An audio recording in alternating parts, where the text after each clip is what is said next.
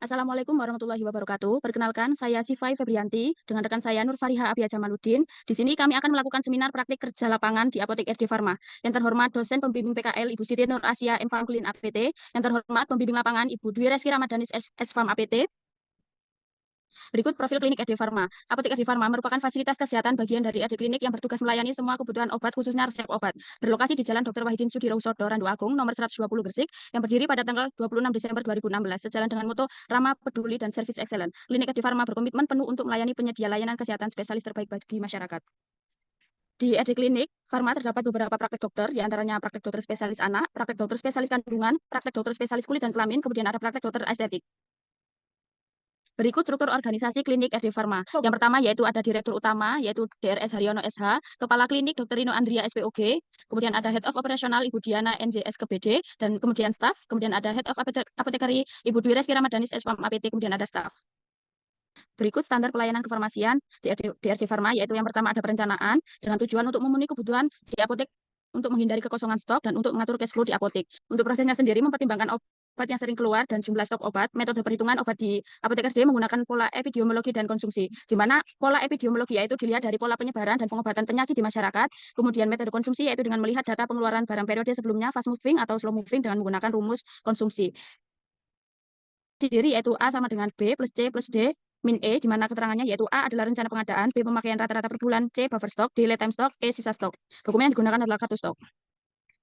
Kemudian ada pengadaan dengan tujuan untuk merealisasikan kebutuhan obat yang telah direncanakan dan disetujui. Untuk hal-hal yang harus diperhatikan saat melakukan pengadaan, yaitu yang pertama, memilih PBF yang lebih lengkap, kemudian diskonnya, kemudian waktu pengiriman, apakah bisa melakukan service one day service atau kedatangan dalam 1 hari langsung, kemudian ada TOP atau term of payment, kemudian ada pembayaran tempo atau termin. Untuk prosesnya sendiri, yaitu untuk waktu pengadaan di apotek RD dilakukan 1-2 kali di awal minggu dengan cara order ke pedagang besar farmasi atau PBF, kemudian melalui sales dan atau order melalui aplikasi.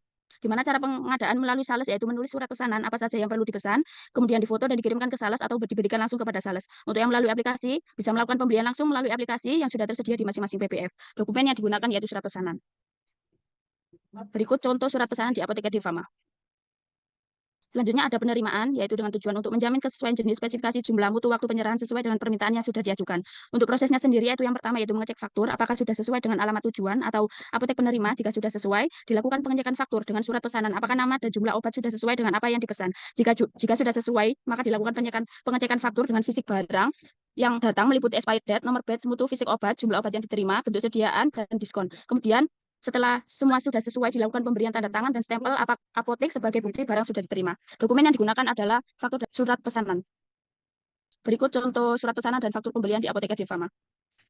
Selanjutnya yaitu penyimpanan dengan tujuan untuk memelihara mutu obat, menghindari penyalahgunaan, menjaga persediaan obat, dan memudahkan pencarian dan pengawasan. Untuk prosesnya sendiri yaitu penataan barang datang. Untuk penataan barang datang diletakkan di gudang menggunakan sistem FIFO dan FIFO dengan memperhatikan suhu dan bentuk sediaan. Untuk penataan dirak penyimpanan obat menggunakan sistem alfabetis, kelas terapi, bentuk sediaan FIFO dan FIFO. Untuk penyimpanan obat LASA diletakkan dirak yang sama, ditandai dengan keterangan label bertuliskan LASA. Dokumen yang digunakan yaitu kartu stok. Selanjutnya yaitu pemusnahan dan penarikan, tujuannya untuk menghindari pemakaian sediaan farmasi yang tidak terjamin mutu, stabilitas, potensi, dan keamanannya. Untuk prosesnya, pemusnahan bentuk sediaan cair seperti sirup, suspensi, dan emulsi dimusnahkan dengan cara mencampur dengan air untuk mengurangi konsentrasinya. Kemudian dibuang di saluran air seperti selokan atau got. Untuk pemusnahan bentuk sediaan padat seperti tablet dimusnahkan dengan cara merendam sediaan terlebih dahulu dengan air dan dihancurkan sampai hancur kemudian dibuang di saluran air. Untuk pemusnahan faktur dan resep yang telah disimpan selama 5 tahun dimusnahkan dengan cara dirusak atau dibakar. Tetapi di apotek RD sendiri bekerjasama dengan pihak ketiga yaitu PT Pria, di mana pihak pengelolaan limbah B3. Yang terakhir yaitu proses penarikan dilakukan oleh Badan POM dan PPF. Dokumen yang digunakan dalam pemusnahan dan penarikan yaitu berita acara. Selanjutnya yaitu pengendalian dengan tujuan untuk menciptakan keseimbangan antara persediaan dan permintaan.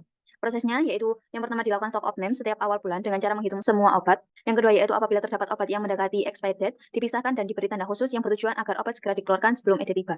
Dokumen yang digunakan yaitu kartu stok. Selanjutnya yaitu pencatatan dan pelaporan, bertujuan sebagai bukti bahwa suatu kegiatan telah dilakukan dan data yang diperoleh digunakan untuk perencanaan kebutuhan dan sumber data untuk pembuatan laporan. Proses pencatatan sendiri yaitu mencatat setiap proses pengolahan sediaan farmasi seperti pengadaan, yaitu surat pesanan, penyimpanan yaitu kartu stok, penyerahan yaitu struk penjualan dan kwitansi, dan pencatatan lainnya yang disesuaikan dengan kebutuhan.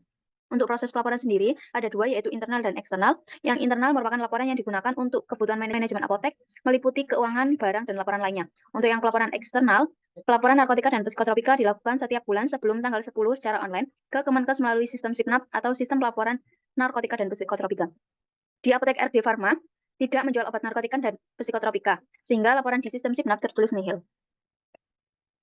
Selanjutnya yaitu alur pelayanan resep di apotek RD Pharma. Pasien datang membawa resep, kemudian petugas apotek melakukan screening resep dan melihat stok obat apakah tersedia atau tidak. Jika stok obat tersedia, maka menghitung biaya resep dan dilakukan persetujuan harga dengan pasien. Apabila pasien setuju dengan harga, maka dilakukan pembayaran, lalu pembuatan struk dan kwitansi. Setelah itu menyiapkan obat atau meracik obat sesuai dengan resep dan dilakukan pembuatan etiket. Jika sudah selesai, maka obat diserahkan ke pasien dan melakukan KIE. Untuk alur pelayanan swamedikasi sendiri yang ada di apotek RD Pharma, yaitu pasien datang menjelaskan keluhan, kemudian apotek menanyakan obat apa yang dibutuhkan dan untuk siapa, lalu apoteker juga menanyakan sudah berapa lama merasakan gejala, dan menanyakan obat apa yang sudah dikonsumsi oleh pasien. Apoteker mengecek stok obat, apabila obat tersedia di apotek, maka pasien dan apoteker melakukan persetujuan harga dan pembuatan kwitansi. Setelah itu, apoteker menyiapkan obat dan melakukan KIE kepada pasien. Kelebihan dan keunikan sendiri yang ada di apotek RD Pharma yaitu apotek RD menjalin kerjasama dan hubungan baik jangka panjang dengan banyak dokter spesialis di Gresik agar memudahkan perusahaan dalam proses menciptakan klinik praktek bersama. Apoteker di apotek RD Pharma selalu berupaya untuk meningkatkan kualitas pelayanan kepada pasien dalam hal kenyamanan, appointment, atau pertemuan dan konsultasi. Kemudian apoteker selalu menerapkan prinsip WWHM meskipun pasien tidak bertanya dan memberitahu. Selanjutnya yaitu mengoptimalkan media sosial untuk memberitahu pendaftaran dan jadwal praktek dokter. Sekian seminar praktek kerja lapangan di apotek RD Pharma. Wassalamualaikum warahmatullahi wabarakatuh.